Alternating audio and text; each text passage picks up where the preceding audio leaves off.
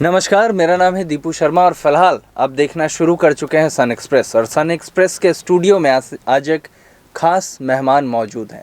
मेहमान का नाम है रघुनाथ हेला जी, जो कि राष्ट्रीय प्रवक्ता एवं प्रदेश अध्यक्ष हैं महादलित परिषद के। नमस्कार रघुनाथ जी, बहुत बहुत स्वागत है आपका सन एक्सप्रेस के स्टूडियो में। रघुनाथ जी, आप सिलीगुड़ी में आए, कल भी आप लोगों ने एक अधिवेशन किया, आज भी आप लोगों ने सुबह में एक प्रेस कॉन्फ्रेंस की थी। हमारे दर्शकों को आप ये बताइए कि महादलित परिषद आखिर है क्या, कब बना, कब निर्माण हुआ इसका, किस तरह से आप लोग लगातार कार्यरत हैं, कार्य कर रहे हैं, किनके लिए कर रहे हैं, पूरी जानकारी एक बार बताएं। पहला नंबर तो मैं आपको महादलित परिसंघ की ओर से, परिषद नहीं परिसंघ, माफ़ कीजिएगा, तो उसकी ओर से हार्दिक अभिनंदन और बधाई देना चाहता हूँ कि आप इस समाज के प्रति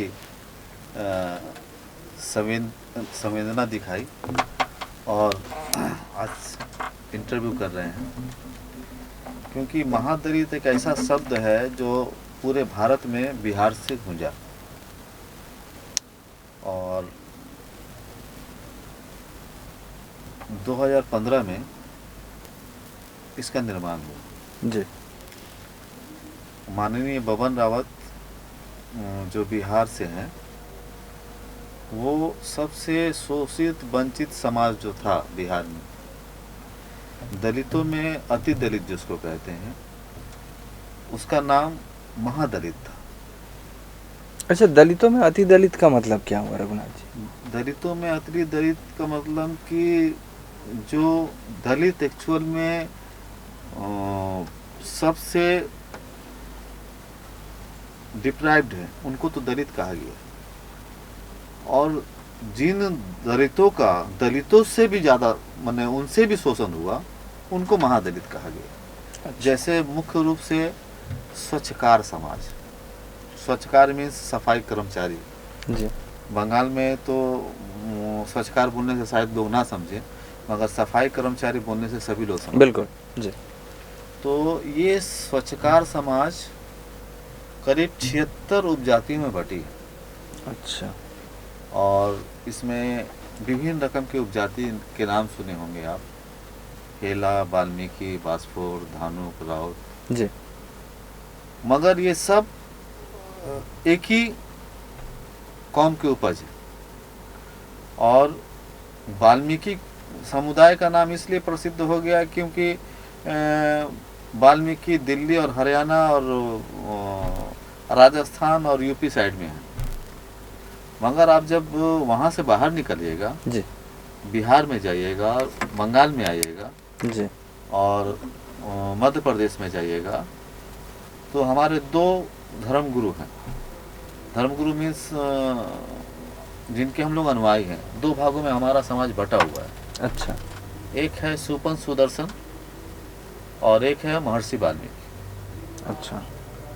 तो बबन रावत जी ने ये कारवां शुरू किया और 2015 में हम लोग सभी लोग जुड़े कि ये जो सबसे शोषित और वंचित समाज पूरे भारत में करीब 20 करोड़ की आबादी में फैले जी। और विभिन्न नामों से बांटे हैं, पहले हम लोग इनको गोलबंद करें। जी। और महादलित एक ऐसा शब्द है जो ये बात का एहसास कराता है कि ये दलितों में अति दलित है। तो इसमें वाल्मीकि अनुयायी और सुपन सुदर्शन अनुयायी सभी एक छत के नीचे आ गए। जैसे आप आज देख रहे हैं मथुआ समुदाय की, जी। तो मथुआ समुदाय का भी एक बड़ो माँ का नाम है। बिल्कुल जी। आज हरिश्चंद्र ठाकुर का नाम है, जी। जिनके खातिर हमारे प्रधानमंत्री बांग्लादेश चले जाते हैं और ममता बनर्जी बोडो माँ के यहाँ चली जाती है, आज वो नहीं है, मगर वो समाज संगठित है, इसलिए वो तो पूरे पश्चिम बंगाल या भारत की नज़र में चला आया। जी। मगर हमारा समाज जो असंगठित था ये नहीं आ पाया। तो ये हम लोग 2015 से शुरुआत किए और आज हमारा समाज एक तरीके से बोल सकते हैं पूरा गोलबंद पूरे भारत में हो चुका है। और भारत ही नहीं, अब ये अंतर्राष्ट्रीय संगठन बन गया है। बांग्लादेश, भूटान, न्यूजीलैंड, यहाँ भी महादलित परिसंघ का परचम लहरा रहा है। और बांग्लादेश तो एक समय भारत का अंग था। जी तो जितनी जातियां यहाँ हैं, जितनी समस्या यहाँ है, उतनी ही समस्या बांग्लादेश में भी। और 2015 से आज 2021 में हम लोग चल रहे हैं। इस कोरोना काल में हम लोग सबसे ज़्यादा फ्रंट लाइन में होकर काम किए हैं, जी मगर परिणाम स्वरूप हम लोग को मिला जो है कि प्रधानमंत्री और सभी राजनीतिक दलों के तरफ से फ्रंट लाइन वॉरियर तो हमें स्वीकार किया गया, जी मगर फ्रंट लाइन वॉरियर के हिसाब से सम्मान अभी तक वो नहीं मिल पाया जो मिलना चाहिए था। उचित जो सम्मान मिलना चाहिए था वो सम्मान अभी तक आप लोग अभी तक नहीं मिल पाया, उससे वंचित हैं अभी तक आप लोग। रघुनाथ जी, एक बात मैं और जानना चाहूँगा आपसे, ये मेरी व्यक्तिगत जिज्ञासा भी है कि बहुत सारे दलित नेता हैं, मायावती वगैरह को दलित नेता कहा जाता है, इसके अलावा चंद्रशेखर आज़ाद हैं, खुद को दलित नेता बताते हैं, दलित नेताएं हैं, बड़ी सारी संस्थाएं भी थीं, इसके बावजूद फिर महादलित परिसंघ बनाने की ज़रूरत क्यों पड़ी? क्योंकि सर, जिस तरीके से अभी आप चंद्रशेखर का नाम उल्लेख किए, आप चंद्रशेखर के पीछे का बैकग्राउंड देखेंगे तो वहाँ लिखा है द ग्रेट चमार, भीम आर्मी में परिवर्तित हो जी। और वो नाम के हैं दलित नेता, मगर जो दलितों से नीचे हैं, महादलित हैं, उनके संदर्भ में वो नहीं सोचते। हम लोग सिर्फ वोट बैंक के रूप में इस्तेमाल हुए थे, इसलिए हम लोगों ने स्वयं अपना संगठन बनाया है, जिसकी आबादी पूरे भारत में 20 करोड़ है और बंगाल में प्रत्येक विधानसभा क्षेत्र में हमारी आबादी 50,000 के आसपास है। और हम लोग किसी भी प्रार्थी के जीत हार का फैसला कर सकते हैं, मगर हम लोग मथुआ समुदाय ऐसा अपने आप को प्रेजेंट नहीं कर पाए, ना ही हम लोग आदिवासी समुदाय ऐसा प्रेजेंट कर पाए कि हमें वो जगह मिले, क्योंकि हम लोग आंदोलन से भागते रहे।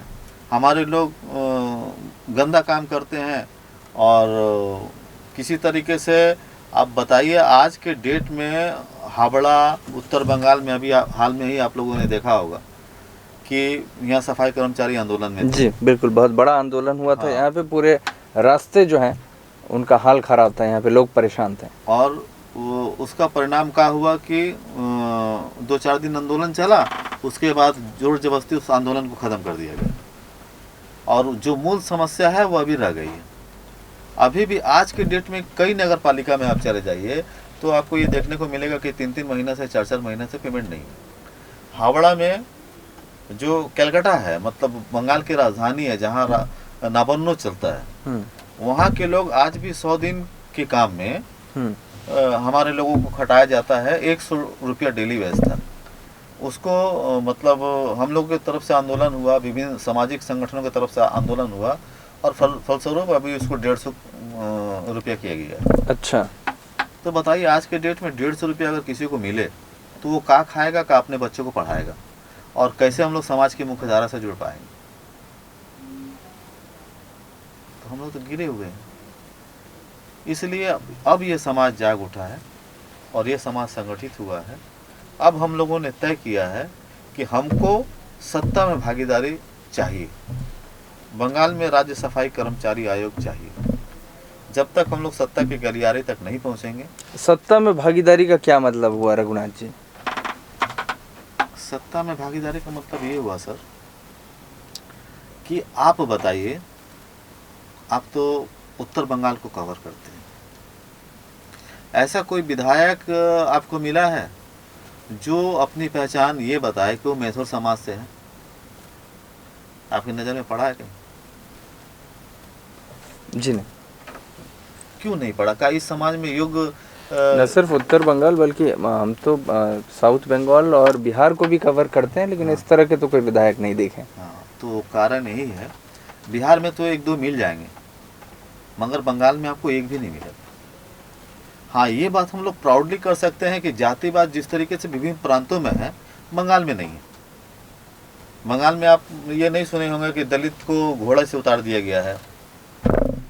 तो वो दलित के संग होता है तो महादलितों के संग क्या होगा कि आप समझ सकते हैं।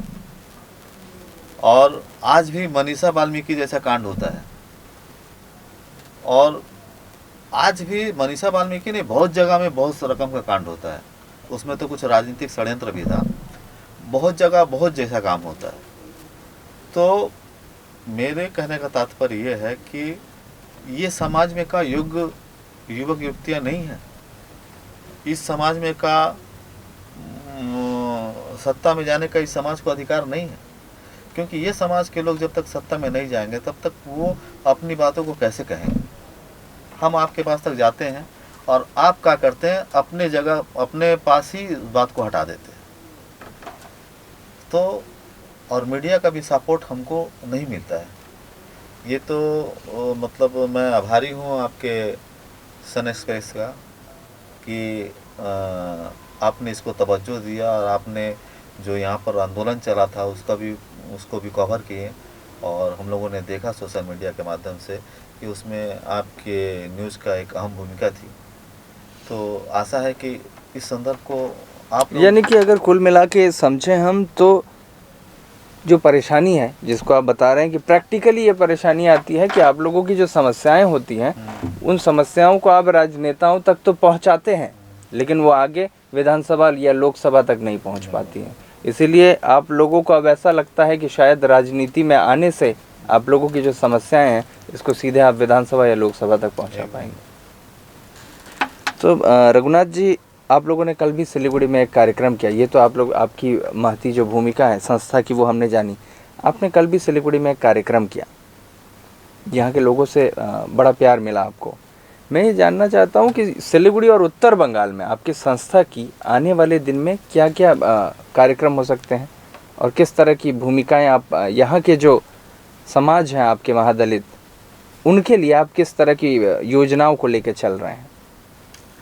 सर सब बात तो अभी हम फिलहाल नहीं बता सकते आपको जी, मगर एक समय आपको ये दिखाई पड़ेगा, बहुत जल्द दिखाई पड़ेगा जी, कि चुनाव के बाद का जो परिणाम आएगा। जी, पहला नंबर तो आप इसमें देखिएगा, और दूसरा नंबर कि अब हम लोग सड़क पर उतरने वाले हैं, और जब महादलित सड़कों पे उतर जाएगा तो शायद इतिहास रच देगा। आज तक ऐसा आंदोलन और ऐसा क्रांतिकारी